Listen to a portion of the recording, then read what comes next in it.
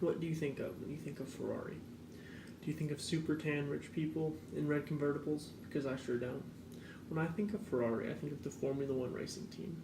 Formula One is not a super popular sport in the US. For me, it has always been my favorite. So today I'm going to pay respect to my favorite racing team, Ferrari. Ferrari's success is rooted in motorsport. Ferrari started when a race driver named Enzo Ferrari founded Scuderia Ferrari after World War II. The first major victory was the 24-hour Le Mans race in 1949. This made Ferrari a known name in the racing world, and their reputation only grew from there. Ferrari went on to win almost all of the races in the 1952 Formula One season. Ferrari would go on winning races through the early 50s. Unfortunately, Ferrari hit some rough patches in the late 50s.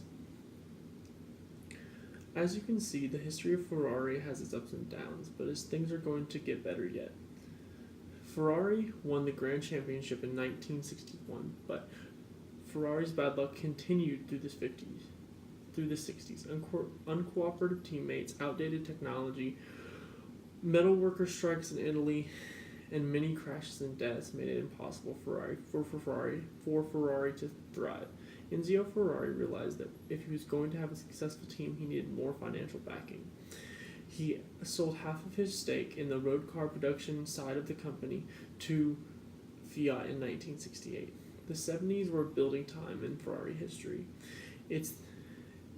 Using its newfound wealth to build solid racing team each year, coming closer and closer to the World Championship. In 1975, Ferrari won the Constructors' Championship. Then in 1976, Ferrari lost the World Championship by only 1 point, and then won the Constructors' Championship again in 1977.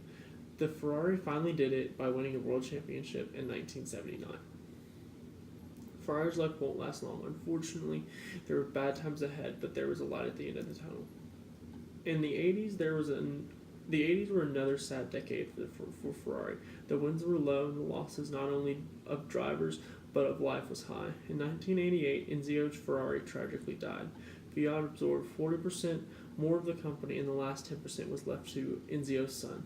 This was a tragic loss for the racing industry. The 90s were a frustrating year for Ferrari. They had a lot of good wins but never quite grasped any real trophies. They did, however, hire their most successful driver to date, Michael Schumacher, in 1996, who would go on to win 5 consecutive world champions, starting in 2000 and ending in 2005. This is what really made Ferrari what we know today. This was by far the most successful run to date, and I was so blessed to have grown up watching such one of the greatest F1 drivers. Ferrari has yet to reach the pinnacle it reaches in the early 2000s. I honestly don't think they ever will. I've got to witness something special, just like those who got to watch the classic races in the 60s and 70s. It's a Ferrari magic that won't be captured again, and that's why I pay tribute to the great racing brand in the world, Ferrari.